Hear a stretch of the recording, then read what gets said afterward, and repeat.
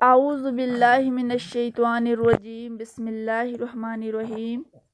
محترم ناظرین، اگر آپ چاہتے ہیں کہ آپ کے گھر میں اللہ کی رحمتیں اور برکتیں آئیں، آپ کے گھر میں اللہ تعالیٰ کا نور برسے اور آپ کے گھر میں فرشتے آئیں، تو کم سے کم 1000 مرتبہ یہ ذکر، یہ تسبیح لازمی پڑھیں۔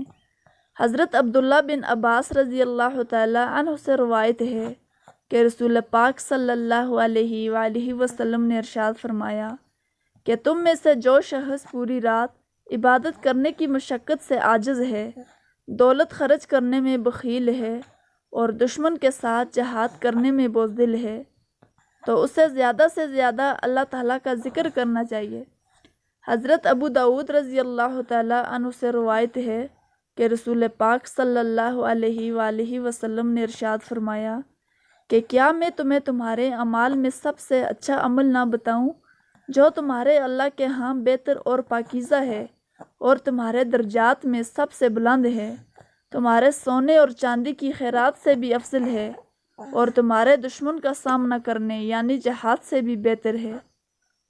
تو صحابہ اکرام رضی اللہ تعالیٰ عنہ نے عرض کیا کہ کیوں نہیں؟ تو آپ صلی اللہ علیہ وسلم نے فرمایا کہ وہ عمل اللہ کا ذکر ہے۔ حضرت ابو سعید خدری رضی اللہ تعالیٰ عنہ سے روایت ہے کہ حضور نبی کریم صلی اللہ علیہ وسلم نے فرمایا کہ اللہ کا ذکر اتنی کثرت سے کرو کہ لوگ تمہیں دیوانہ کہیں۔ آپ صلی اللہ علیہ وآلہ وسلم نے فرمایا کہ جب بھی لوگ اللہ تعالیٰ کے ذکر کے لیے بیٹھتے ہیں تو انہیں فرشتے ڈھانپ لیتے ہیں اور رحمتیں اپنی آغوش میں لے لیتے ہیں اور ان پر سکینہ یعنی سکون و طمانینت کا نزول ہوتا ہے۔ تو آپ صلی اللہ علیہ وآلہ وسلم نے فرمایا کہ رجب کے مہینے میں کم سے کم 100 مرتبہ سبحان اللہ و بحمدہ ضرور پڑھنا ہے۔ یہ ذکر اللہ تعالیٰ کے محبوب ترین ذکر ہے۔ اس کلمے کا 100 بار ذکر کرنا گناہوں کی مغفرت کا سبب ہے۔ حضرت ابو ہریرہ رضی اللہ تعالیٰ عنہ سے روایت ہے کہ 2 ایسے کلمے ہیں جو زبان پر بہت ہلکے ہیں لیکن میزبان پر بہت بھاری ہیں اور اللہ تعالیٰ کو بہت زیادہ محبوب ہیں۔ وہ 2 کلمے یہ ہیں، سبحان اللہ و بحمدہ، سبحان اللہ عظیم۔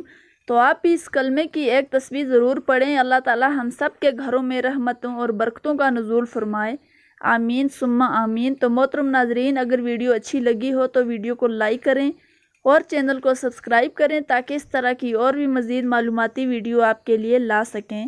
اپنا اور اپنے دوستوں کا خیال رکھیں۔ اللہ حافظ۔